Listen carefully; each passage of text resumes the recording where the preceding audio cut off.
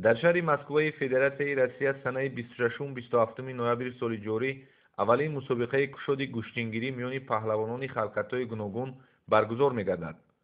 چورابینی سطحی بلند با تشبث تشکیلات جمعیتی منطقوی نور و دستگیری سفارت جمهوری تاجیکستان در فدراسیای روسیه برآمده شده. مقصد اساسی آن جلب جوانان به ورزش، تامین سالمی جامعه، معرفی سنت‌های ملی و دوستی رفاقت میان ورزشگران کشورهای جهان میباشد. در این مسابقه کشتی ورزشی گوشتنگیران سن 18 ساله تا 35 ساله میتوانند اشتراک نمایند. وزن خواهشمندان از 55 کیلوگرم تا 95 کیلوگرم معین شده است. برای تامین شفافیت چورابینی و معین نمودن غالبان، داوران بهترین دعوت خواهند شد.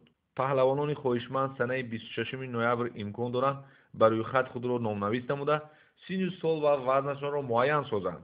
تاریخ 27 نوامبر باشد سبقت آغاز می‌یابد. مسابقه کشاد که تبلیغ یکی از سنت‌های ملی تاجیکی یعنی گوشتنگیری انتخاب گردید، اولین مرتبه از کشورهای زیاد پهلوانان را به هم جمع خواهد آورد. برگزاری چورابینی در سطح بلند تشکیلی پیش بینی شده به مناسبت 25مین سالگرد جشن استقلالیت دولتی بخشیده می شود.